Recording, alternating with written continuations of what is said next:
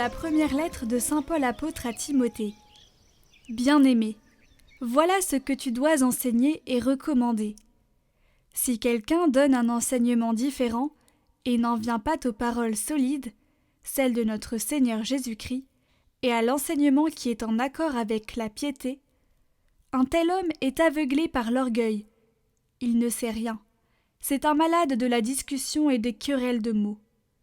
De tout cela, il ne sort que jalousie, rivalité, blasphème, soupçons malveillants, disputes interminables de gens à l'intelligence corrompue, qui sont coupés de la vérité et ne voient dans la religion qu'une source de profit. Certes, il y a un grand profit dans la religion si l'on se contente de ce que l'on a. De même que nous n'avons rien à porter dans ce monde, nous n'en pourrons rien emporter. Si nous avons de quoi manger et nous habiller, sachons nous en contenter. Ceux qui veulent s'enrichir tombent dans le piège de la tentation, dans une foule de convoitises absurdes et dangereuses qui plongent les gens dans la ruine et la perdition. Car la racine de tous les maux, c'est l'amour de l'argent. Pour s'y être attachés, certains se sont égarés loin de la foi et se sont infligés à eux-mêmes des tourments sans nombre. Mais toi, homme de Dieu, fuis tout cela. Recherche la justice, la piété, la foi, la charité, la persévérance et la douceur. Mène le bon combat, celui de la foi. Empare-toi de la vie éternelle. C'est à elle que tu as été appelé. C'est pour elle que tu as prononcé ta belle profession de foi devant de nombreux témoins.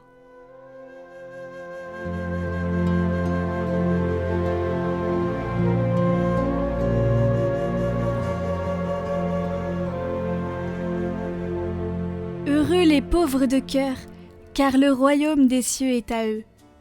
Pourquoi craindre au jour de malheur ces fourbes qui me talonnent pour m'encercler, ceux qui s'appuient sur leur fortune et se vantent de leur grande richesse? Nul ne peut racheter son frère, ni payer à Dieu sa rançon. Aussi cher qu'il puisse payer, toute vie doit finir.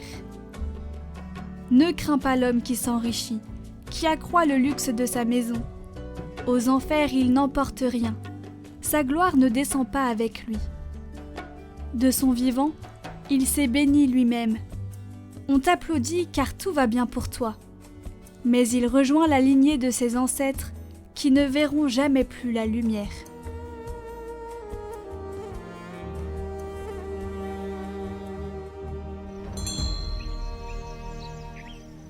Évangile de Jésus-Christ selon saint Luc.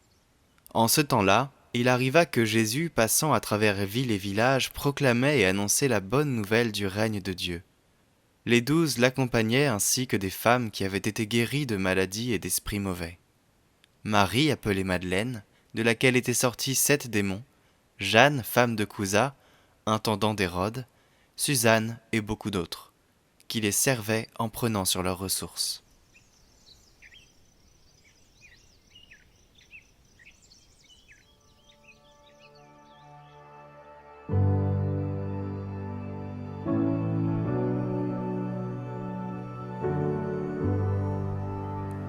Ce voyage pour aller à l'annonce, au risque de ma vie, parce que je mets en jeu ma vie, ma chair, ce voyage n'a que le billet aller, pas le retour.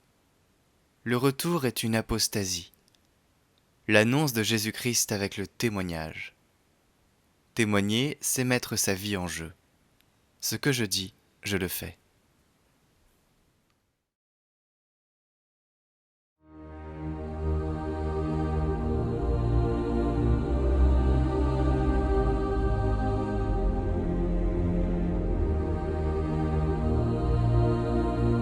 Au nom du Père, du Fils et du Saint-Esprit.